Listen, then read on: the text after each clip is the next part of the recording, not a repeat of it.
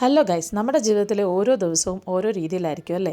ഇന്ന് എൻ്റെ ജീവിതത്തിലെ ഏറ്റവും പ്രൊഡക്റ്റീവ് അല്ലാത്ത ഒരു ദിവസമാണ്. ഇവിടെ കാണിച്ച് കുറച്ച് പ്രൊഡക്റ്റീവ് ആക്കിയാലോ എന്ന് ആലോചിച്ച് ഞാൻ വീഡിയോ ഇടുന്നത്. അപ്പോൾ ഞാൻ ഇത്രയും നാളും മലേഷ്യയിൽ ഡ്രൈവ് ചെയ്തുകൊണ്ടിരുന്നത് എൻ്റെ ഇൻ്റർനാഷണൽ ഡ്രൈവിംഗ് ലൈസൻസ് യൂസ് ചെയ്തിട്ടാണ്.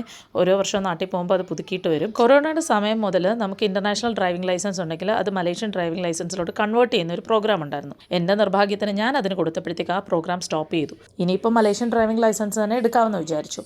അങ്ങനെ ഞാനൊരു ഡ്രൈവിംഗ് സ്കൂളിൽ പോയി രജിസ്റ്റർ ചെയ്തു.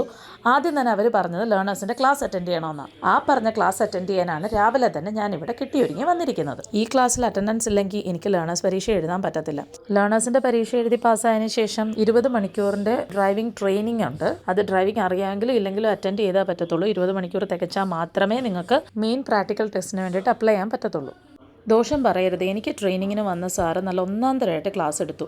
മറ്റുള്ള കുട്ടികളുടെ എക്സ്പ്രഷനിൽ നിന്നും റിപ്ലൈയിൽ നിന്നും എനിക്കത് നന്നായിട്ട് മനസ്സിലാവുന്നുണ്ടായിരുന്നു. പക്ഷേ ഓക്കെ എന്നല്ലാതെ വേറൊന്നും പുള്ളിക്കാരൻ ഇംഗ്ലീഷിൽ പറയാത്തത് കൊണ്ട് തന്നെ എനിക്കൊന്നും മനസ്സിലായില്ല. അല്ല, എനിക്ക് ബഹാസ മലായോ അറിയാത്തത് അദ്ദേഹത്തിൻ്റെ തെറ്റല്ലല്ലോ.